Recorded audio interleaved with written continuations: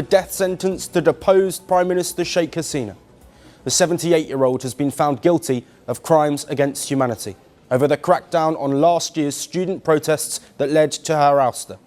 The court said that as Prime Minister, Hasina ordered those protesting against her to be killed, saying that police shot Dhaka University protesters at close range. In a statement, Sheikh Hasina has called the verdict biased and politically motivated.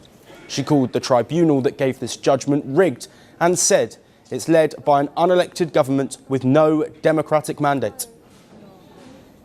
The verdicts announced against me have been made by a rigged tribunal, established and presided over by an unelected government with no democratic mandate.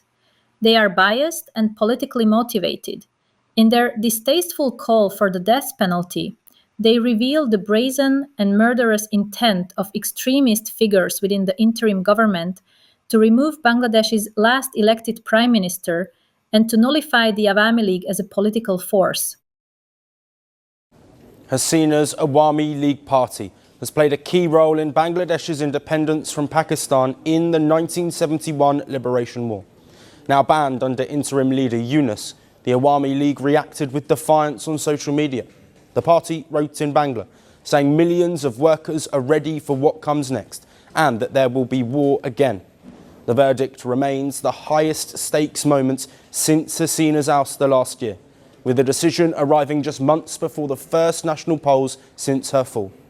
Prosecutors filed 5 charges against Hasina, including failure to stop killings during the final days of her rule, charges that Bangladesh classifies as crimes against humanity.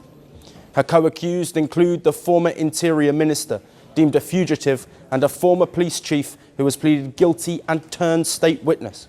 The court heard months of testimony alleging that Hasina permitted crackdowns against protesters last year. Her supporters say the trial is political retribution. All of this is unfolding against a backdrop of deepening instability. Violence has surged in Bangladesh in the run-up to this verdict, with crude bombs, petrol bombs detonated across Dhaka, targeting everything from buses and government-linked buildings to Christian sites. Security has now been tightened to its highest levels. Ahead of the verdict, armoured vehicles rolled into position around the court and checkpoints were set up across the capital. Dhaka police say almost half of the city's 34,000 officers have been deployed in the capital. Hasina, for her part, has also warned that continuing to ban her party, the Awami League, will only deepen the national crisis, especially ahead of the elections promised to be held in February next year. With a verdict now delivered and Sheikh Hasina given the death sentence, Bangladesh enters a new and uncertain phase. The ruling is expected to intensify tensions nationwide, with authorities bracing for potential unrest and political fallout.